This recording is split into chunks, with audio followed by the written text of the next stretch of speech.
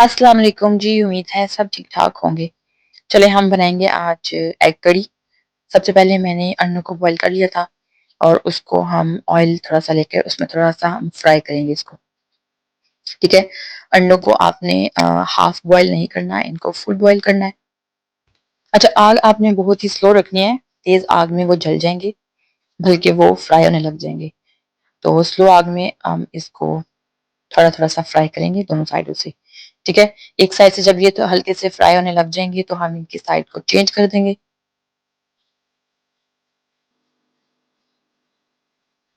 ये देखें, light brown colour आप जब आ जाएगा तो आपने उस स्टेज पे इनको एक अलग प्लेट में निकाल लेना है।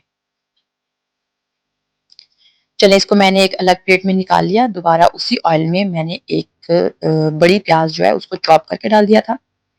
आपने अपने अंडों के हिसाब से इसका प्याज लेना है। अगर आपके पास थोड़े अंडे हैं तो आप थोड़ी प्याज लें, जितनी आपको इसके लिए मसाला आपने बनाना है आप उतना प्याज ले सकते हैं। ठीक है, मेरे पास एक बड़ा प्याज था, उसको मैंने चॉप किया।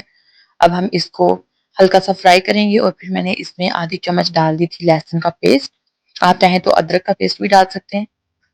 इसको हम अच्छे से पकाएंगे ताकि लहसुन की खुशबू है वो जो खत्म हो जाए। अच्छा, प्याज को आपने बहुत ज्यादा ब्राउन नहीं करना, जब हल्के से सॉफ्ट हो जाएंगे तो फिर उसमें आप लहसुन डाल दें। ठीक है, इसको भी हम अच्छे से भून लेंगे। आग आपने हल्की ही रखनी है। इसके बाद मैं डाल दूंगी इसमें टमाटर। टमाटरों का मैं पेस्ट बना के उनको फ्रीज कर लेती हूँ, तो उसके मैं क्यूब्स निकाल के रख दूंगी। आप चाहें तो आप अपने फ्रेश टमाटर जो है उनको चॉप करके या उसका पेस्ट बना के इसमें डाल सकते हैं। फिर मैंने डाल दिया नमक। अपने टेस्ट के हिसाब से नमक ऐड करें और नमक के साथ मैं डाल दूंगी सुरख मिर्च।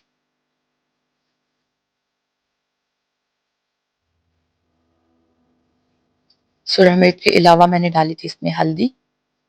आप चाहें तो इसमें सूखे धनिए का पाउडर डाल सकते हैं, जीरा पाउडर डाल सकते हैं। अगर आपको जीरा पाउडर डालना है तो आप उसको पहले अच्छे से भून लें और फिर उसका पाउडर डाल दें। ठीक है। अच्छा, साथ में मैंने इसमें डाल दिया था दही। अच्छा, वैसे तो इसमें क्रीम डलती है लेकिन मुझे जो कि वो हैवी नहीं चाहिए था, इसीलिए मैंने इसमें थोड़ा सा दही डाल दिया अपने टेस्ट के हिसाब से। अच्छा, कुछ लोग जो है वो कहते हैं कि अंडा और दही जो है वो एक साथ यूज नहीं करना चाहिए। तो आपको करना है तो आप डाल लें, वरना आप क्रीम डाल दें।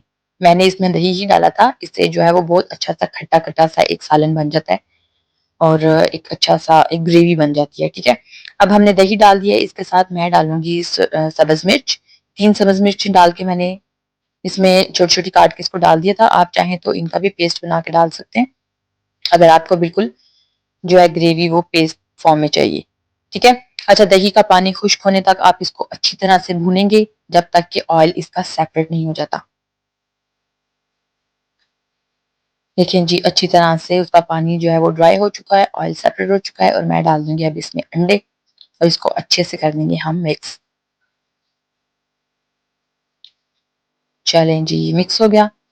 अब इसके ऊपर मैं डाल दूंगी सब्ज धनिया। सब्ज धनिया के साथ आप चाहें तो थोड़ा सा गरम मसाला डालें, सूखी मेथी डाल सकते हैं। जैसे आपको इसको गार्निश करना है आप इसको अपनी मर्जी से अपनी पसंद से गार्निश कर दें। ठीक है, डाल दिया मैंने इसमें थोड़ा सा सब्ज धनिया। ठीक है जी, आप इसको बनाएं, एंजॉय करें नान के साथ या पराठे के साथ, वो आपकी चॉइस है। आपकी कोई फरमाइश हो तो मुझे ज़रूर बताइएगा। वीडियो को लाइक और सब्सक्राइब करें, अपने दोस्तों के साथ शेयर करें और मेरी अगली वीडियो आने तक के लिए अल्लाह हाफिज़।